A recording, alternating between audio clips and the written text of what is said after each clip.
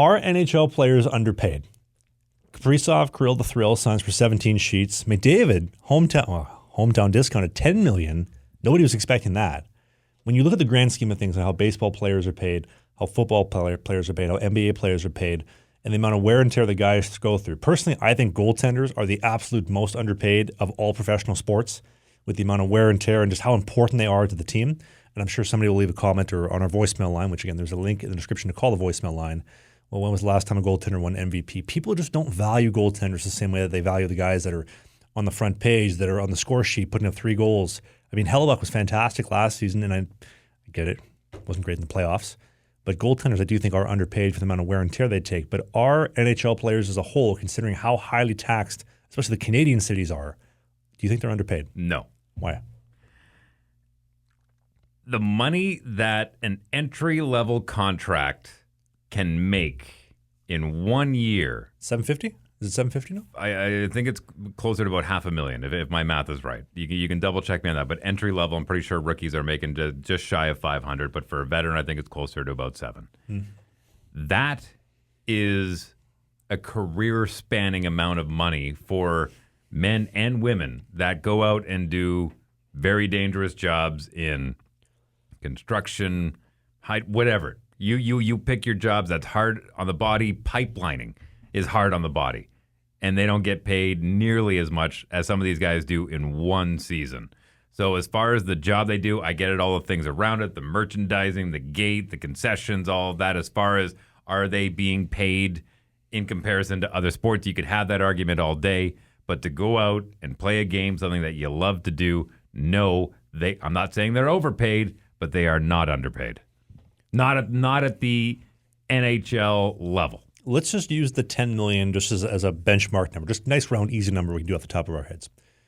Agent fee, I think 10%, 5%. I could be wrong on that. I think it's 4% is usually the average. Let's just go 5 because it's a nice, easy number. So let's say $500,000 on a $10 million contract. Is that about right? I think so. That's about 5%, yeah. Okay. So now you're down to 9.5, but you're still paying the tax on the 10. So let's say like with McDavid, there's no like way to defer it or to put it under a business name. You're paying 56% tax on that. So on his $10 million, which is USD, which is going to be 13 Canadian, 13.5 Canadian, basically by the entire country of Canada with the dollar. So that you're going to lose about $8 million to taxes. So he's got about 6 and change left. Lose the change for the agent fee. You got $6 million. So he's only making $6 million take home on the 13 million Canadian contract. You don't think that's a little bit underpaid for what they're getting? You're mistaking what they're getting paid with what they're having to pay out. Mm-hmm. Could have negotiated his own deal, then you can scrap your own 5%. You don't need an agent, but you get one so you can get a better deal, right? So that's something that he chose to hire as far as having an agent. I still can't believe Ovi's never had an agent. He negotiates his own deals. Right. There you go. There's a perfect example. I didn't know that, but that's news to me.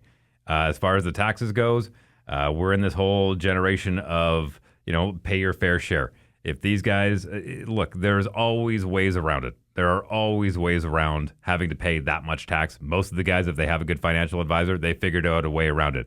Normally when you see these guys doing, hi, I'm blah, blah, blah, and I'm doing this charity event with this blah, blah, blah, that's a lot of times is to not pay as much taxes to the government. They do it that way instead. They choose where their money goes. Look, the money that they get on paper is still a lot of money, regardless of how much tax is coming off, regardless of how much people they have to pay for training, all that kind of stuff. They're still walking away with a really good chunk of money. Well, and did we not talk about when we had Ito Walney, the high net worth divorce lawyer, in the show? You and I, in this studio, we talked about how with Shohei Ohtani, $700 million was the deal? Mm-hmm. It's all backloaded, so he's going to get paid very little up front when he's playing in California, which is the highest tax state. Right. And with the goal being that when he's done, he's going to move somewhere very low tax, maybe a Florida, maybe, I don't know, some type of... Back in Japan, who knows? Tax haven of some kind, and he's going to get a lot of money. Actually, I think they pay a lot of taxes in Japan, but anyways. Maybe like Bermuda or something like that. Or Tennessee, no state tax, something like that. And so he's going to keep even more of his money, but backloading that. I'm surprised McDavid wouldn't do something like that, but also he did sign a 2-year deal to see, can we figure out our goaltending and make sure Stuart Skinner can make a save? Well, I'm amazed that... Look, I understand why. He's a loyal guy, and he said, I'll give it 2 more years here. I kind of feel like he's playing a bit of the LeBron James game where he's like, I'm going to take my talents to South Beach. Where do you think he goes? Probably Toronto, if I had to take a guess. Him and Pappy. Big Mac or quarter pounder? I think if he had his choice, he'd like to go back to Toronto. For the Leafs. That's my guess, but who knows? Yeah, I guess Lauren's from Toronto. I could see that happening. Makes sense. I don't know. We have a voicemail line. Feel free to exercise your God-given right to call us at any point in time. Leave us a message. We'd love to hear what you think. Are NHL players underpaid or overpaid? Look, there's guys in the NBA that sit on the bench that make over $2 million a year. Wouldn't mind doing that. That see less than 5 minutes of playing time a game. So, you want to talk about, are some leagues overpaid? Sure. Yeah, absolutely. Guys in the CFL, there's some guys that are underpaid. Yep. $2 million a year to sit on the bench. I did it for $225. Yeah, you wave a towel around. I mean, you're a good practice guy. You're a good locker room guy. That's fantastic. I know a lot of great people that could do that job, and they're terrible basketball players. Hey, more hockey content. It's might be old, it might be new, it might be a full episode, it might be a half episode, but you can click these boxes because who doesn't like clicking boxes?